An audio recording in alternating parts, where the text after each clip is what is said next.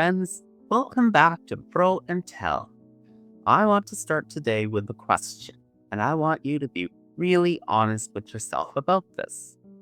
Have you ever been sitting in your living room at 8:30 p.m.? Maybe you've had a long day at work. You finally put the dishes down and you sit down to watch a show or read a book. You're ready to relax, but you can't. You just feel itchy. You aren't hungry, you aren't cold, you aren't in danger. But there is a low-level hum of anxiety running through your body. It feels like a vibration under your skin. You feel like you should be doing something. You feel like you're waiting for something to happen. You feel exposed. So what do? You get up, you walk to the front door and check the lock, even though you know you locked it. You walk to the kitchen, open up the fridge, stare at the milk, and close it. You go back to the couch, you sit down, but your shoulders are still up by your ears. And then, and this is the heartbreaking part, you blame yourself. You sit there and think, what is wrong with me? Why can't I just chill? I'm just an anxious person. I'm just stressed about that email. I need to meditate more. I need to be better. I am here to tell you right now, it is not you. You are not broken. You are not bad at relaxing. You are simply an animal living in a cage that is designed to keep you awake. It is not your personality, but it could be your light bulbs. Right now, your home might be screaming at you. You can't hear it with your ears, but your nervous system hears it loud and clear. Your home is shouting, wake up, danger, noon, hunt, at a biological system that is desperate to sleep. If we haven't met yet, my name is Erns Wall. I am an NCIDQ certified professional commercial interior designer and a well-accredited professional. That means I spent years studying the hard science of buildings like acoustics, lighting, air quality. I wrote my master's practicum on how environments physically change your brain chemistry. But more importantly than the degrees, I was a gay immigrant Mennonite kid who grew up in high-control groups where I've never felt safe. I am a recovering perfectionist who spent decades trying to perform happiness in spaces that were designed to burn me out. I know what the itch feels like. I know what it feels like to want to crawl out of your own skin because the room feels too loud or too bright. See, in the design world, we often talk about aesthetics. We talk about clean lines and open concepts. But as a biologist, which is what a designer really is, I look at a human being as a 200,000-year-old animal trying to live in a modern box. And that animal has very specific needs. We need to feel held. We need Geborgenheit, which is safety, warmth, and enclosure. But modern lighting design is usually aggressive. It's a grid of holes in the ceiling blasting 5,000 Kelvin light onto the top of your head. It is an interrogation room. My mission with the Froh Collective is to bridge that gap. I want to take the high-level science, the stuff I learned in my master's practicum on neurobiology, and translate it into something that feels like love. Because you deserve a home that doesn't yell at you. And if you were here for our first video, you know the Froh Tell motto. Design is not decoration, design is biology. We don't care if your lamp is trendy, we care if your lamp is kind. Today, we are gonna stop fighting your biology. We are gonna look at why your lighting is giving you anxiety, and we are gonna fix it.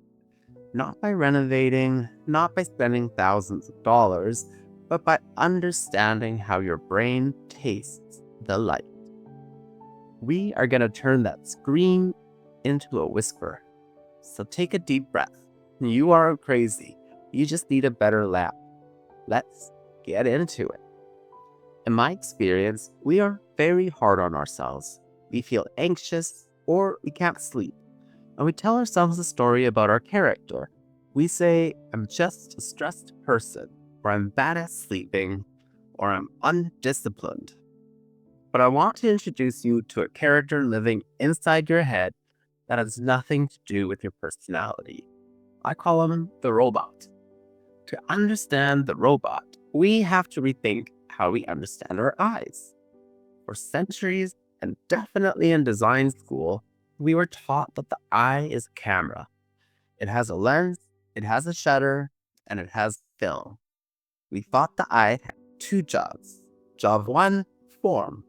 Is that a tiger or is that a table? Job two, color. Is that tiger orange or is that table brown? We designed our entire world around this idea. We built offices with enough light to see the paperwork, form. We painted our living rooms to look pretty, color. And we assumed that if we could see the room, the lighting was good. But we were wrong. In the early 2000s, so very recently in the history of science, researchers at universities like Brown and Oxford discovered a third sensor in the back of the eye. It has a terrible, clunky, scientific name, the intrinsically photosensitive retinal ganglion cell, or IPRGC. Try saying that 3 times fast. It's a great Scrabble word, but terrible for conversation. So let's just call it the sundial. This discovery changed everything I know about architecture, because here's the kicker. The sundial does not help you see. You could be legally blind, you could have zero conscious vision, and this sensor would still be working perfectly. It doesn't care about your paperwork, it doesn't care about the color of your throw pillows. Its only job is to taste the sky. It sits in the back of your eye, waiting for photons, specifically in the blue spectrum. It is asking one single question every second of every day. Is the sun up or is the sun down? And depending on the answer, it sends a direct email, not to your visual cortex where you see images, but to the hypothalamus, to the lizard brain, to the suprachiasmatic nucleus, which is the master clock of your entire body. Now, let's walk through a perfect day for this robot, the way evolution designed it 200,000 years ago. Phase 1, the morning spike. It's 7 a.m., crawl out of your cave, you look up at the sky, and the sky is blue. That's roughly 480 nanometers on the light spectrum. That blue light hits the sundial. The sundial slams a big red button on the console of your brain. That button is labeled cortisol. Now, we give cortisol a bad rap. We think of it as a stress hormone. But in the morning, cortisol is beautiful. It is go juice. It is the ignition spark. It tells your body, raise temperature, increase heart rate, sharpen focus. The hunt is on. Without that morning spike of blue light, your engine never really truly starts. You spend the whole day idling in the driveway. Phase 2, the afternoon plateau. As the day goes on, the sun stays bright. The robot keeps the engine running. You are alert, you are productive, you are alive. Phase 3, the evening crash. This is the magic part. The sun goes down, the blue light disappears. Our ancestors would have built a fire. Fire's not blue. Fire's orange, red, amber. The sundial tastes the light again. It realizes the blue is gone, so it stops pressing the cortisol button. Instead, it slowly starts to press a different button, a gentle lever labeled melatonin. Melatonin is not just a sleeping pill. It is the janitor. It is the hormone that goes through your cells and repairs the damage of the day. It cleans out the toxins in your brain, but here is the crucial rule. Melatonin is really shy. It cannot exist in the presence of blue light. If the sundial sees even a tiny bit of blue, it slams the melatonin lever shut and screams, "False alarm! It's morning!" So, that is the perfect day. That is the day your body was built for. Now, let's look at your actual life. Here is the tragedy of being a modern human. You wake up, you likely don't go outside immediately. You go from a dark bedroom to a dimly lit kitchen. When you get in a car, and then you go to an office or a workspace. Most offices are lit at about 300 to 500 lux.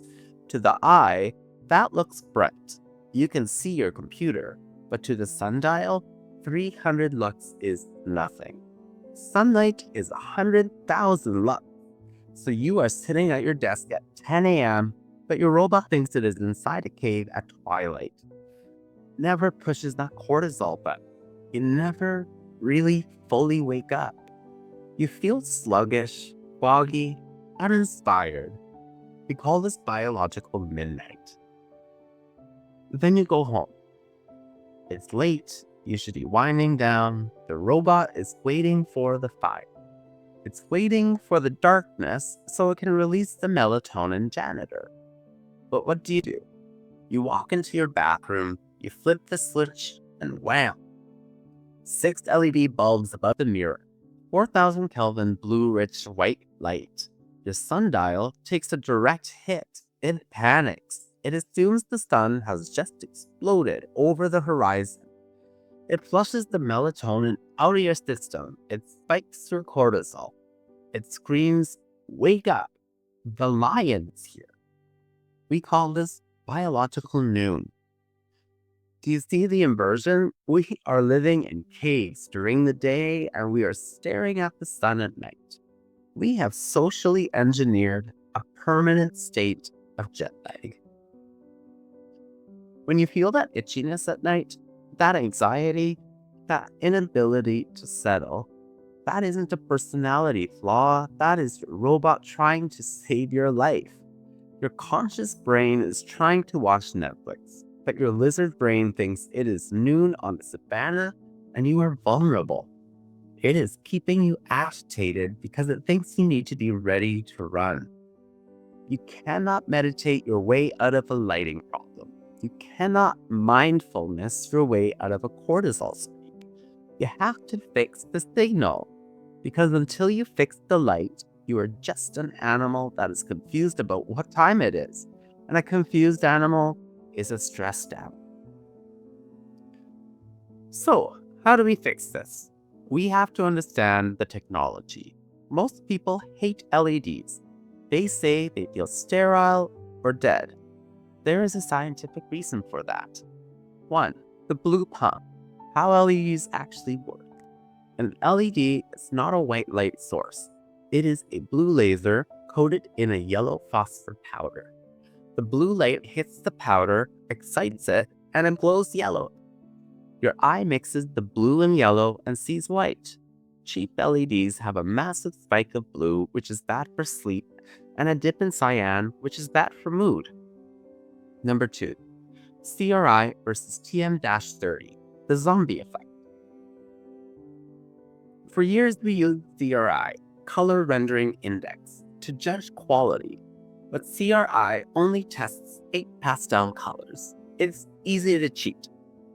A bulb can have a high CRI but still make your skin look gray or green. Why? Because CRI often ignores R9. R9 is the deep red spectrum. It is the color of blood under your skin. It is the color of wood grain. It is the color of steak. If an LED has a low R9 value, which most cheap ones do, you look like a zombie. The food looks unappetizing and the wood cabinets look flat. The new standard is TM-30. It tests 99 colors, and when you are buying bulbs, look for CRI 90 or over, or R9 over 50. If the box doesn't list the CRI, just put it back. It's probably not high enough. 3. Flicker, the strobe. Finally, flicker. LEDs run on direct current. Your wall gives alternating current. The driver in the bulb has to convert it. Cheap drivers do a bad job. They turn the light on and off 120 times a second. You can't see it, but your brain can. This is called temporal light modulation. It causes headaches, eye strain, and for neurodivergent folks, it can be sensory torture. The fix? Buy flicker-free or IEEE 1789 compliant bulbs. Or test it yourself. Open your phone camera on slow-mo mode and point it at the bulb. If you see banding or flashing on your screen, that bulb is stressing your brain. I want to ground this in reality because I don't want you to think this is just cozy advice. This is survival. I have a master's degree in interior design. I spent 2 years writing a practicum specifically on the neurobiology of the Gen Z workplace. I analyzed cortisol levels, acoustic privacy, and the sheer biological cost of the open office. And yet, every day I walk onto construction sites, multi-million-dollar projects where we are building glass conference rooms and vast open bullpens. We call it transparency, we call it collaboration. But when I see those glass boxes, I don't see collaboration. I see the same thing I saw when I was a young child in the Chihuahuan desert.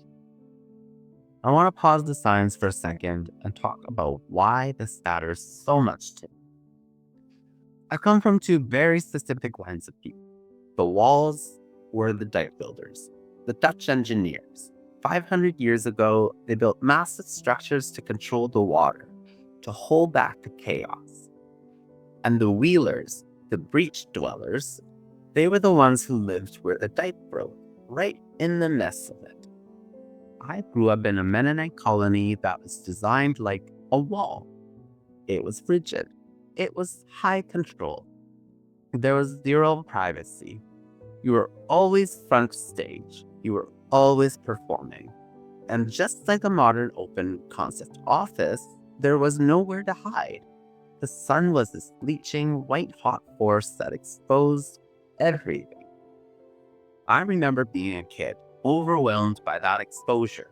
I was a wheeler, a chaotic, queer little breach, trying to survive in a wall world that demanded perfection.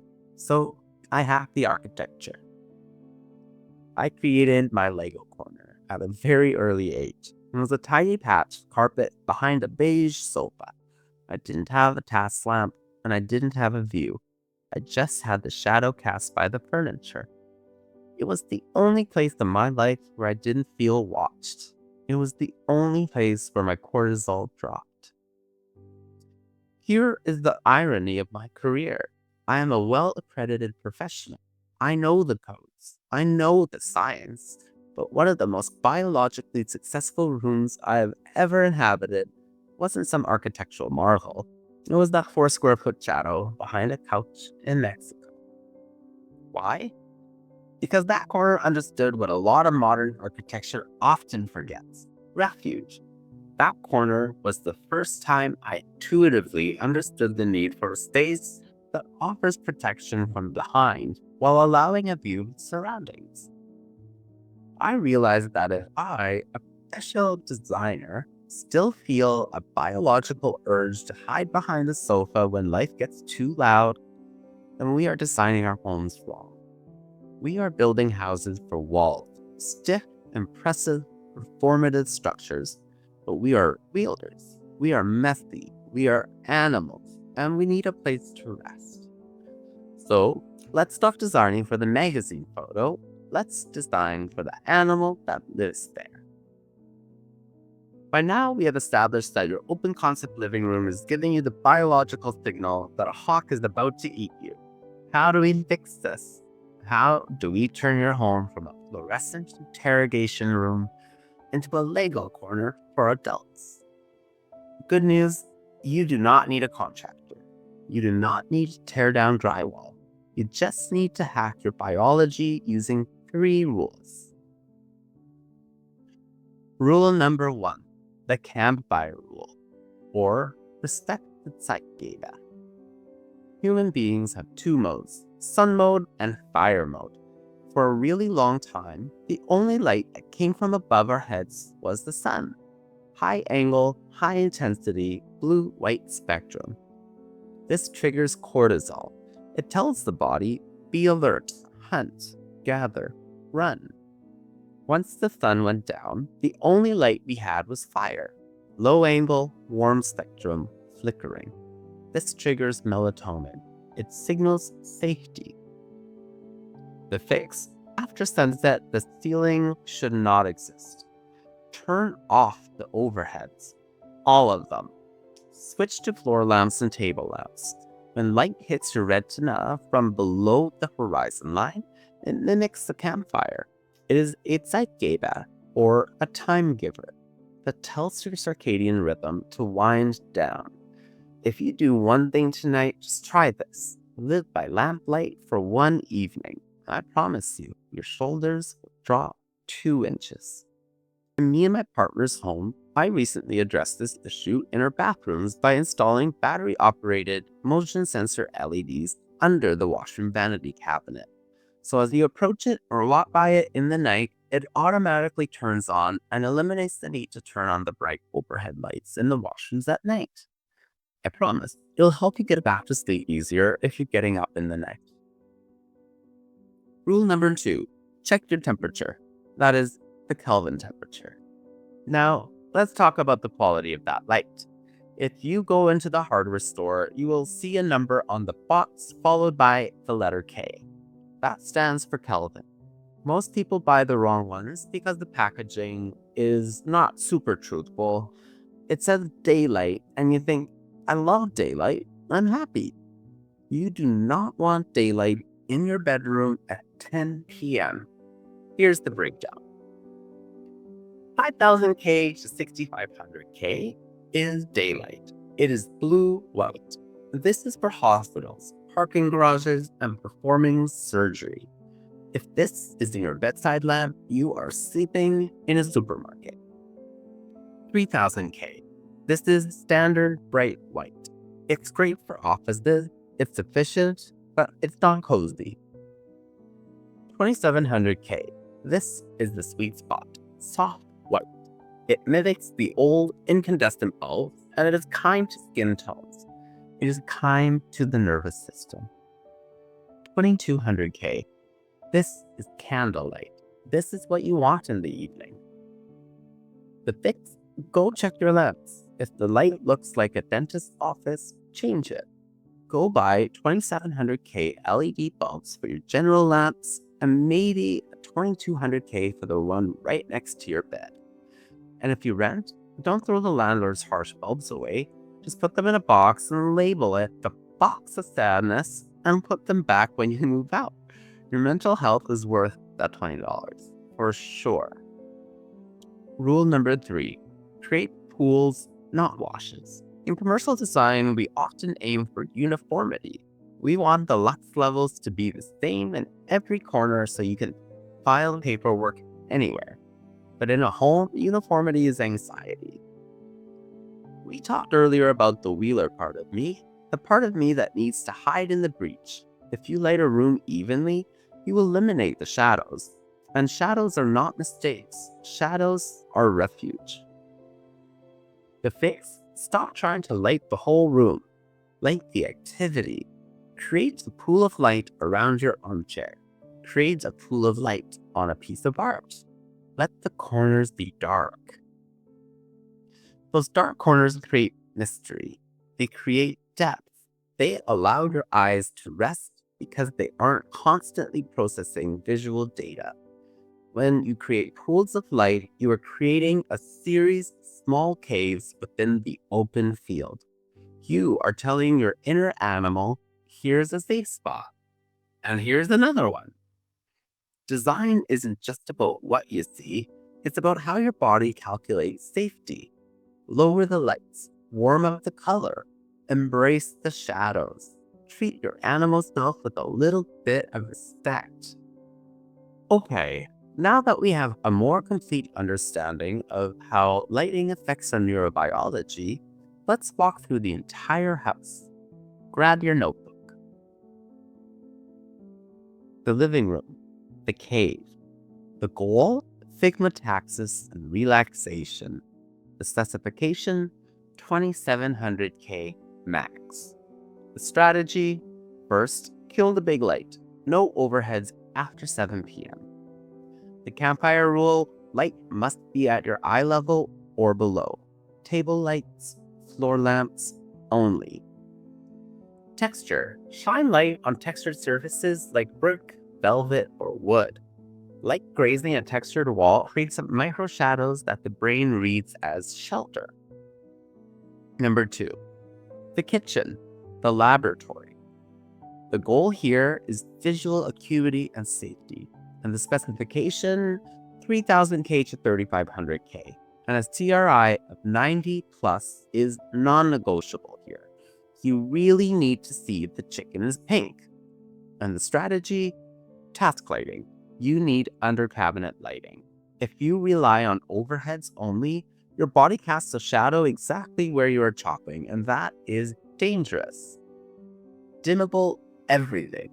In the morning, you want 100% brightness for that cortisol spike, and at 9 p.m., you want 20% brightness.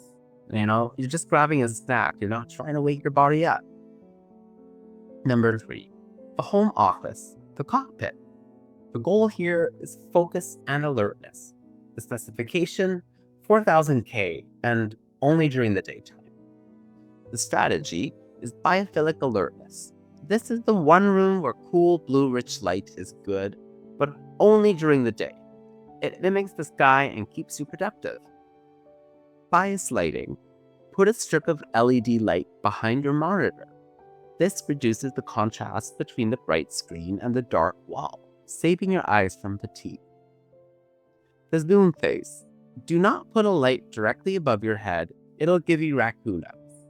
Bounce light off the wall behind your camera to fill your face with soft, flattering light. Next, the bedroom or the sanctuary. The goal here is melatonin production. The specification is 2700K or even 2200K, which is really ideal. The strategy is low lumens. You don't need to see the dust in the corner. And no direct glare. You should never see a bare bulb from your pillow. The phone, if you must charge your phone here, put it face down. Even the tiny blinking LED of the charger is a signal to your retina. Keep it over. Number 5, the kids' room or the nursery, the developmental zone. The goal here, protecting the undeveloped SCN. And the strategy, the nightlight rule. Most cute nightlights are blue or white. This is a disaster for a child's sleep. You want red or amber light only. Red light does not suppress melatonin. And the task light for homework, give them a high quality task light, 3000K. Keep the rest of the room softer. And of course, for the monsters, shadows can be scary for kids. Instead of one bright ceiling light which casts hard, scary shadows, use multiple soft lamps to wash the room in a glow. Next up, the bathroom, the vanity trap. The goal here is really accurate grooming. The mistake is that the recessed can above the mirror, the interrogator, creates bags under your eyes. You look tired, so you feel tired. And the fix is cross-illumination. Sconces at eye level on either side of the mirror at 3000K. Next, the transitional zones, entryways and hallways. The goal here, decompression. And the strategy, treat it like an airlock. The entryway is where you transition from the front stage, public, to the back stage, private. The lighting should drop in intensity. It should say, welcome home. Use motion sensors, but set them to a low brightness. You don't want to be blasted with 500 lumens just because you walk to the bathroom at 2 a.m. Next up is the engine rooms, like laundry, garage, pantry, and shed. The goal here is pure utility, and the specification should be 3500K to 4000K, and high lumens. Strategy, high CRI. You need to see the stain on the shirt or the color of the wire. Occupancy sensors. These rooms should be off by default, and we don't hang out here. So put an occupancy sensor that just automatically goes on when you're entering and leaving the room. And for garage hobbyists, if you work in your garage at night, you need task lighting. But try to wear a brimmed hat or visor to block the direct overhead glare from hitting your IPRGCs too hard. Number 9. Small spaces, the multi-hyphenate room. The case, you live in a studio. Your desk is your dining room, is your craft station. The strategy, a tunable light or smart bulb. This is the only time I'd strongly recommend smart bulbs. You should have one scene that's for work, 4000K at 100% brightness. A second scene that is for dinner time, 2700K at 50% brightness. And a third scene, which is for chillin', 2200K at 20% brightness. You can change the room by changing the light. And lastly, the outdoors and the architecture of darkness. The goal here, safety without ecological damage. The science shows that lighting pollution is killing birds and insects. It disrupts their circadian rhythms too. And the strategy, make sure you're dark sky compliant. All outdoor lights should point down, never up. Use 2700K or lower outside.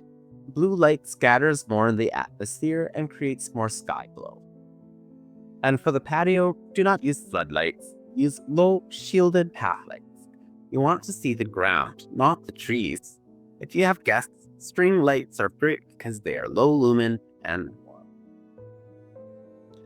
I know this feels like a massive list, but you don't have to do it all at once. Start with the bedside lamp, then the kitchen. Piece by piece, you are building a habitat. We live in a world that demands we be on 24/7, but your home, your cave, should be the place where you're allowed to be off. When you dim the lights, you are giving your body permission to drop the armor.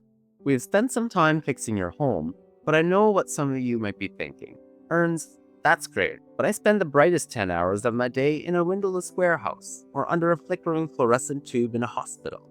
Or is that a retail box that is designed to sell sweaters, not support my sanity?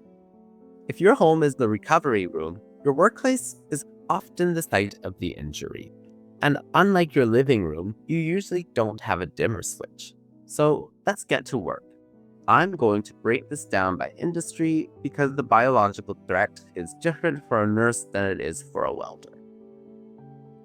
Number 1, the office or cubicle farm or fishbowl. The threat, uniformity and glare. Most offices are designed to hit a code minimum of 500 lux on the desk. They do this using overhead troffers that blast light everywhere. It creates a cloudy day effect, flat, shadowless, stimulating, but depressing. The audit, look at your shadow. If you hold a hand over your desk and see multiple shadows, you have veiling reflections. This causes massive eye strain. Window proximity. My master's practicum data is clear on this. If you are more than 15 feet from a window, your cortisol regulation begins to drift. The rogue fix. A hat. If you sit directly under a troffer, wear a visor or a baseball cap. It acts as an artificial eyebrow, shielding your IPRGCs from the overhead glare. And bias lighting. Bring a small lamp for behind your monitor. It reduces the contrast ratio between the screen and the background. Secondly, healthcare and emergency. The shift worker. The threat here, chronodisruption. If you work night shifts, your environment is arguably carcinogenic. The World Health Organization classifies night shift work as a probable carcinogen because light at night suppresses melatonin, which is the powerful antioxidant that fights cancer cells. The audit, the station versus the hall. Does the nurse's station need to be 500 lux at 3 a.m.? Probably not. The rogue fix, is the drive home. This is critical. When you leave your shift at 7 a.m., the sun is coming up. If that morning sun hits your eyes, your body thinks the day is starting, just as you need to sleep. Wear sunglasses. Dark wraparound sunglasses on your commute home. You must block the morning signal so that you can sleep when you get to your blackout curtained bedroom. 3. Retail and hospitality. The stage. The threat: performance fatigue. You are on front stage. The lighting is high contrast to make merchandise pop or to create mood in a restaurant.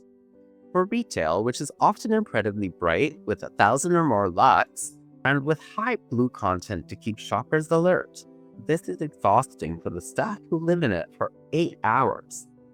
And in hospitality, often too dim, forcing the eye to strain to read tickets or see faces. The rogue fix: the break room.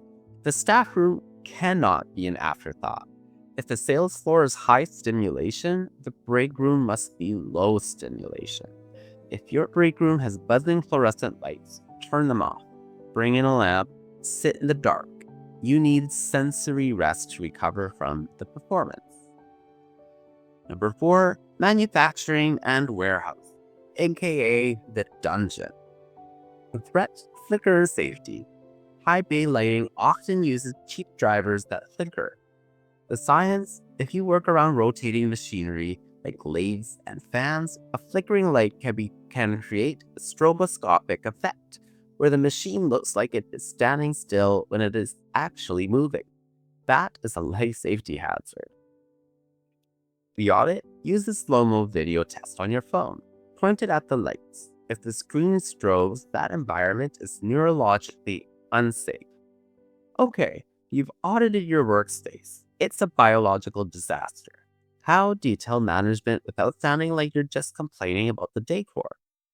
You have to speak their language, and their language is ROI, return on investment.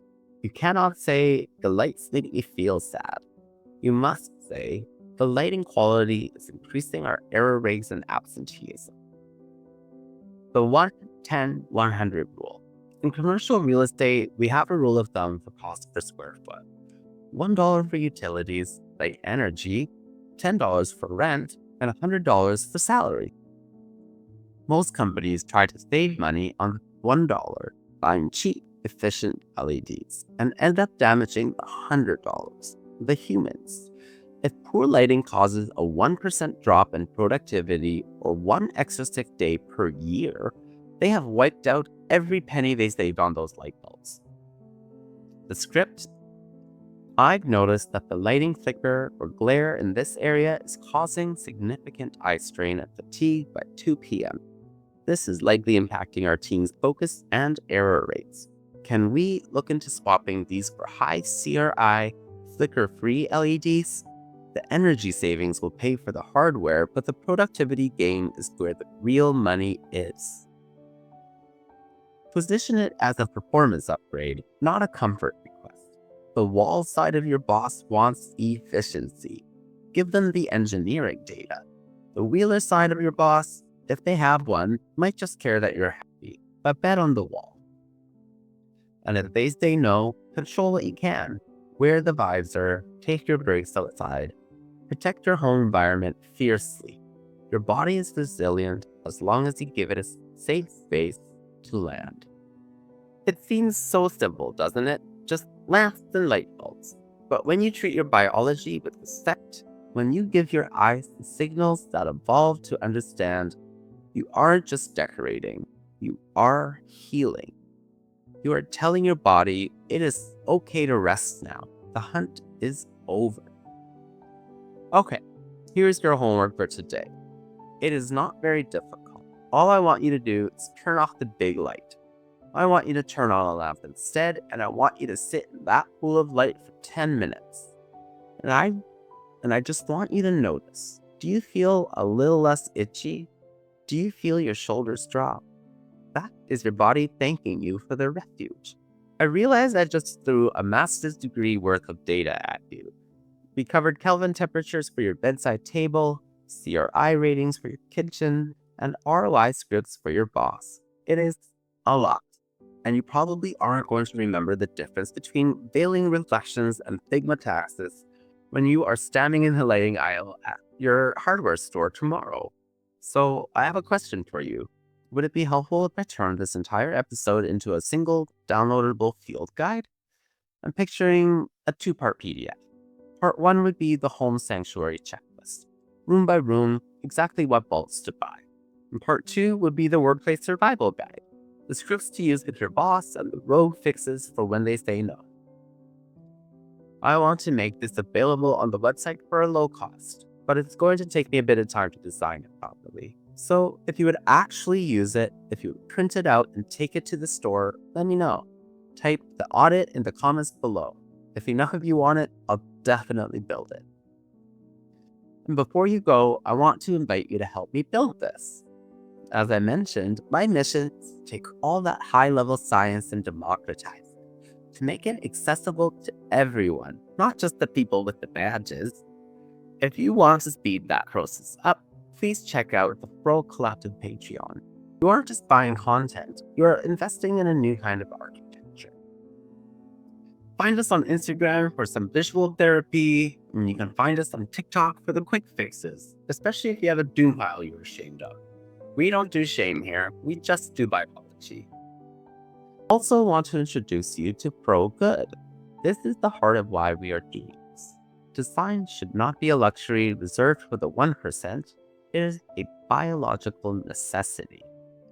Froh Good is our initiative to ensure that our principles, safety, dignity, and neuroinclusion reach the people who need them most. Whether it's delivering art supplies to community centers or funding a neighborhood improvement project, we are committed to fixing the grid for everyone. And speaking of next week we're going to talk about sound. We are going to talk about why open concept is an acoustic nightmare. We are going to explain why your modern farmhouse sounds like a high school gymnasium and how that echo is secretly spiking your adrenaline. But for now, tell me in the comments. Go look at your light bulbs. What number is on them? Are you living in a supermarket or a campfire? Let me know below. Thank you for letting me into your living room or wherever you may be watching from today. I'm Erns. This is Froh Tell. Stay safe, stay pro.